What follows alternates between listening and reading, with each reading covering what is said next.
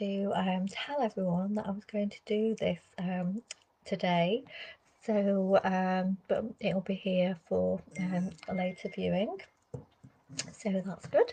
Um, I was talking to a lot of new ladies who have joined recently, so welcome everyone. Um, and a lot of people have joined because obviously they want to stop dieting. Not everybody actually wants to lose weight, so that's why I've started putting the information about weight loss on as a disclaimer in case that people find that triggering. Um, so Even though you might want to lose weight, it's still relevant that you ditch diets because diets keep you in the endless diet cycle. So we do need to learn how to ditch that mindset and to break free from diet culture and all of the restraints that diet culture has on us, controlling our food decisions, not allowing us to eat food for pleasure, or allowing us to eat food emotionally or socially, and always double checking calories or double checking points. And really, we need to get rid of all of that to enable us to have a positive and healthy relationship with food, whether you want to lose weight or not. Um, so over the next 3 weeks, I'm going to be doing some training on intuitive eating. And intuitive eating is not about dieting. It's not about weight loss. But if weight loss is your goal, you can absolutely do intuitive eating because it's going to help you get out of that diet mindset. But while you're doing intuitive eating, you have to think about putting dieting and weight loss to one side and totally take that out of the equation, and for you to rebuild your relationship with food and find that confidence around food. If you're still thinking about how much you weigh and whether food is good or bad, you're not going to be able to really embrace intuitive eating and move forward. So even if your goal is weight loss, you've still got to put that to one side while you go through intuitive eating training. Um, and at the end of it, if you like any of the ladies that I work with, you will forget about having weight loss as your end goal, because you will feel so much more confident in your food choices, and you will understand the effects that diet culture has had on you so far, has had on all of us, as we've been growing up. Um, I'm 47. I've grown up with diet culture my whole life. It's always been there. It's always been around. There's always been adverts telling us about Weight Watchers and Slimming World and Slim Fast, and how much happier people will be when they lose weight. And it's ingrained in us from society. And a lot of the principles of intuitive eating are directly from diet culture, but other principles, other not principles, but other food rules and food guilt is actually more associated with society and our upbringing, and that comes from a well-meaning area. So those are difficult to navigate through as well. So intuitive eating allows us to take all of those constraints and all of those rules and to really see them for what they are, and learn how to get back in touch with our own body, how food affects us, get in tune with our hunger and fullness, and take away that guilt of just being able to enjoy food for what it is, rather than whether it's going to help you lose weight, or whether it's good food or bad food. Is it going to help me meet my goals? Is it free food? Is it points? How many calories is in it? To take away all of that and allow you to become comfortable with your food choices is actually going to help you longer term if your goal is weight loss, because you'll have got rid of all of those thoughts and meanings around food. And then I know for a lot of people that have joined the group, or it's not because you want to lose weight, it's because you've had this diet culture for so long and you've been dieting for so long that you just want to get rid of that now, and you want to find that peace and freedom with your food choices, and to you know, navigate around exiting that diet oppression that you've been under for so many years. Um, so that's hopefully where we're going to end up over the next three coming weeks. So we're going to go through the principles of intuitive eating, and there's 10 principles of intuitive eating, and I'm going to split those up into the 3 weeks. I've already done some programs about mindful eating and flexible eating, and again, some of those do mention weight loss, so just to be aware of that. But I'm going to touch on those again anyway throughout this program. So at the minute, I'm not going to talk about weight loss over the intuitive eating training. So we're really going to put that to one side while we work through this training. So today is just a bit of an overview what I'm going to be going through, and I have some worksheets. So if you want the worksheet, please would you email me, and I will send that to you. Even if you've already given me your email address, I'll just need it for this so that I only send it to people that are interested. So the worksheets are just like a tick box exercise for you to see what your food rules are and where they've come from, and that's going to really help you when we go through the training over the next few weeks.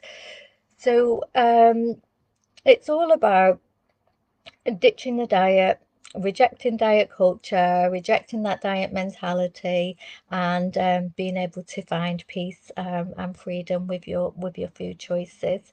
I'm going to really, because I think it's really important to lean into your hunger cues and understand that actually sometimes you can eat without being hungry. Sometimes you just want to eat something because it's really nice, and that's okay. And allowing yourself to say that's okay. I've not ruined everything now. I'm not going to be completely off track. I might as well eat everything that I can find. It's, you know, that affects a lot of people. And I know that because I work with ladies like this day in, day out. So you can ditch those rules, and it's hard work. It takes practice because it's so ingrained, but you can do it.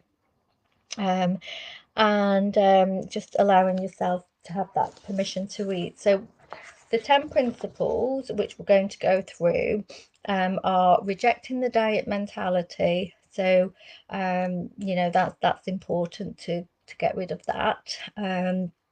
Honoring your hunger, so listening to your body. If you're hungry, you eat. And you know, that's a challenge for people, because they're not sure when they are hungry, because they've got into these habits of especially if you've been on calorie counting, for example, where you try and put as much on your plate as you can within the amount of calories that you're allowed, and then you think, what else can I eat now? How many calories have I got left? And you get into that mindset, and that becomes a habit. So breaking out of that habit is quite difficult. And actually, that's the same with a lot of people that have done Slimming World, because you can eat so much, you can eat until you're feeling absolutely stuffed and full. And then obviously your body gets rid of that food because it doesn't want it sitting in the stomach. So, and you get hungry again a bit later, so you're in habits. But oh, you can have those super 99 calorie bars that are full of artificial fiber and sweeteners, and then you can eat something else a bit further along the line because those foods are free. So it really messes with your ability to know, am I hungry or am I just eating out of habit?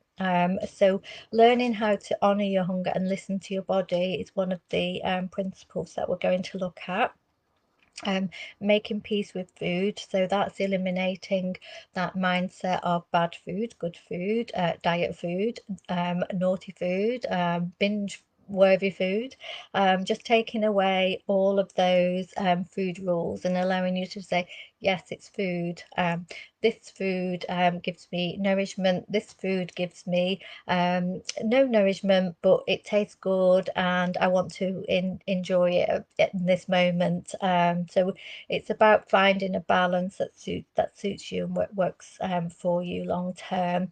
And again, it's something that you've really got to practice. You've got to practice and work through with it.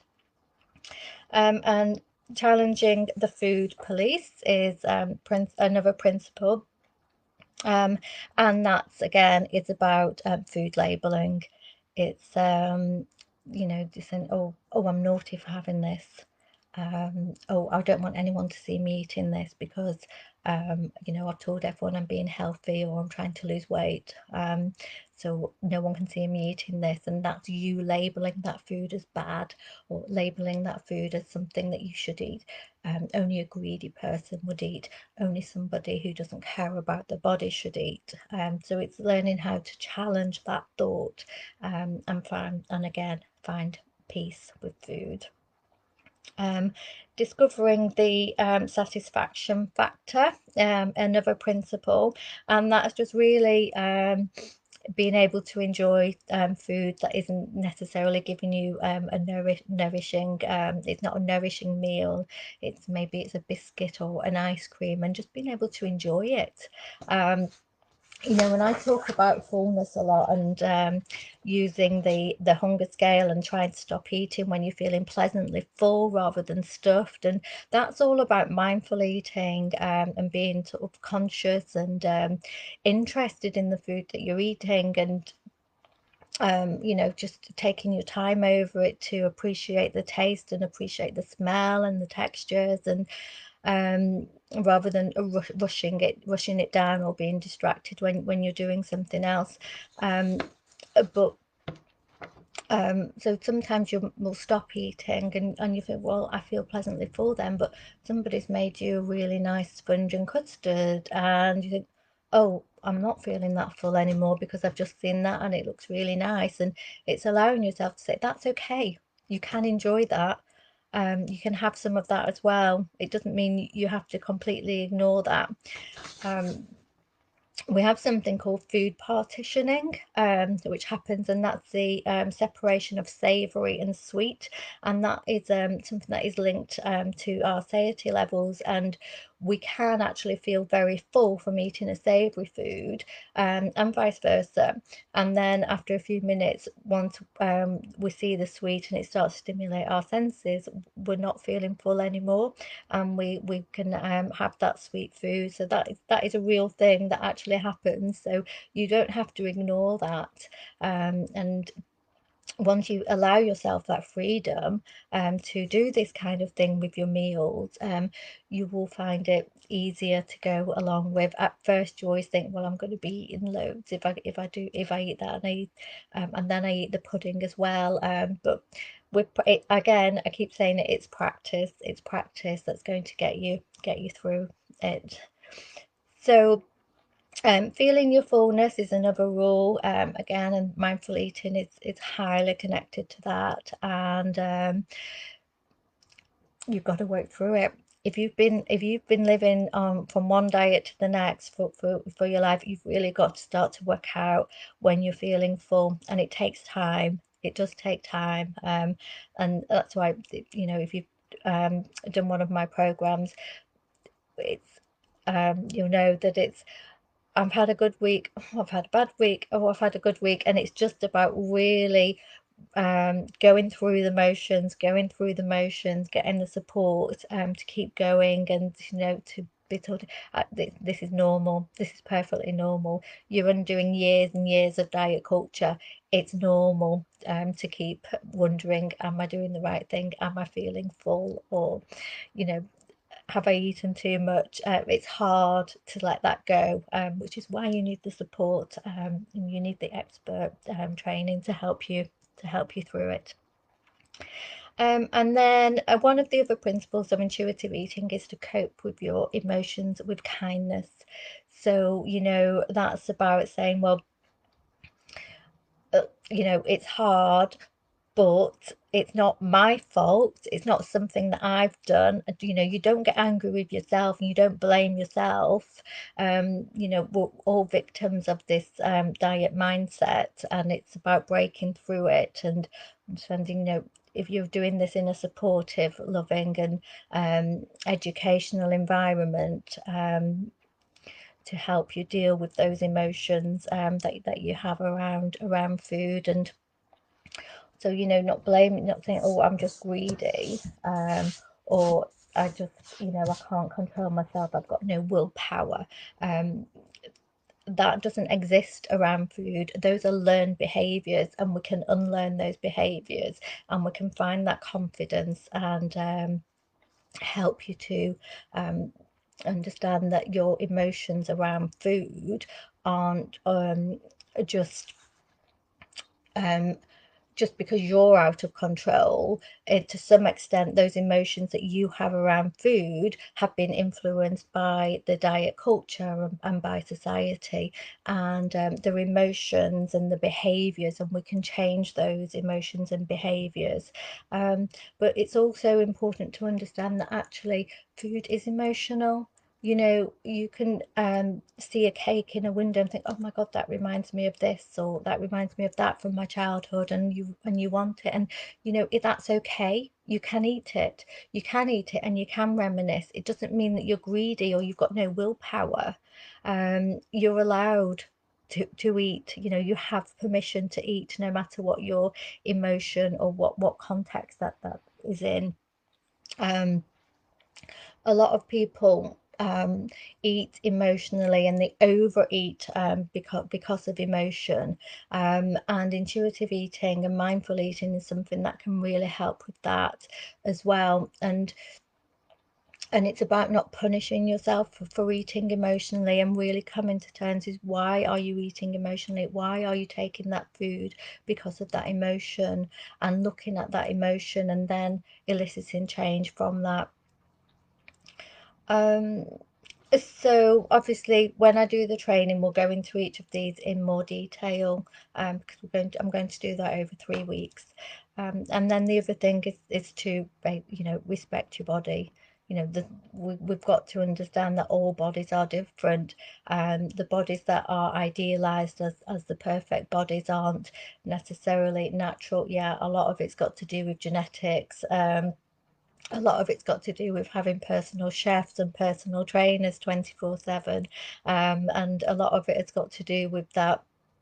You know, you've got to understand that a lot of the people that you'd see in the media and everything with the perfect body, don't necessarily have a very good relationship with their body, don't have a very good relationship with the food and the activity and their exercise behaviors, because they are striving to have that perfect body that they think, you know, they will only be successful if they have that body. So we're looking into that body positivity movement, and body respect, and actually accepting that, you know, all bodies are different, all our genetics are different. Even if you did the same kind of exercise as me and you ate the same as me, we would probably be totally different, still, because we are different people. And it's about rejecting that mentality of that we have to look a certain way to be successful, we have to look a certain way to do a particular job, we have to look a certain way to be a mother and to be accepted.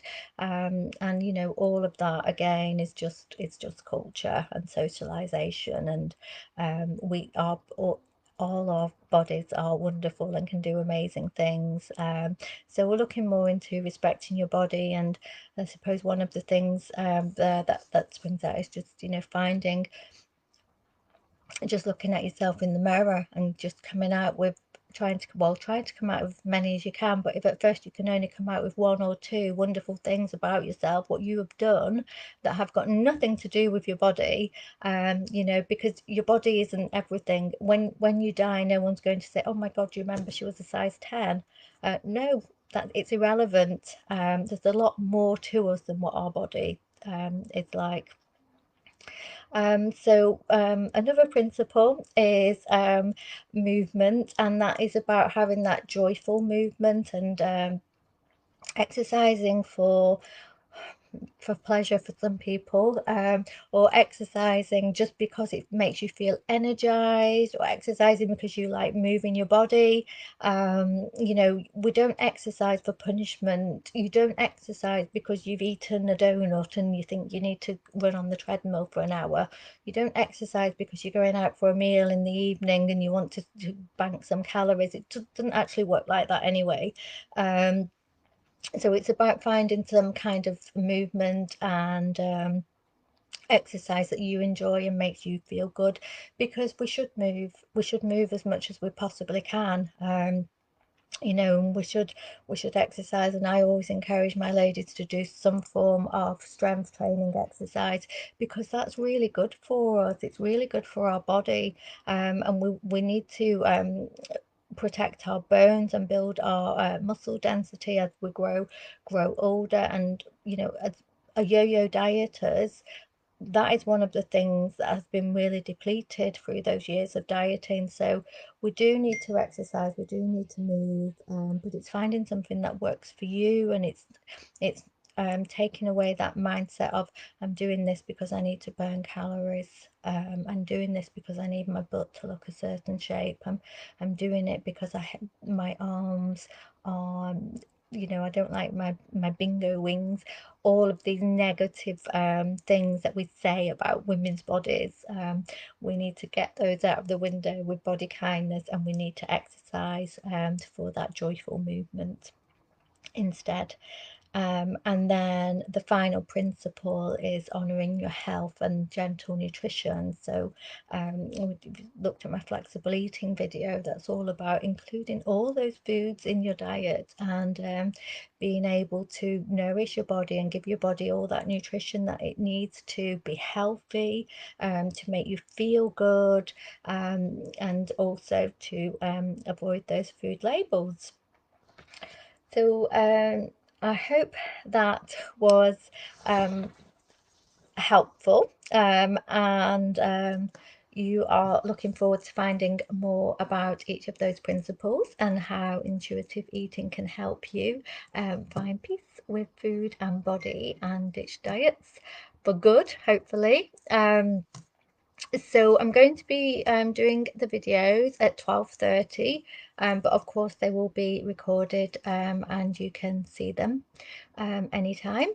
If you want to have the worksheets to go along with the training, please email me. I'm going to put my email address in the comments. It's inquiries@ckennynutrition.co.uk, and I'm going to start next Friday at 12:30. So hopefully you'll be able to join me. Let me know if you've got any questions as usual, and see you then. When I remember, oh, there it is.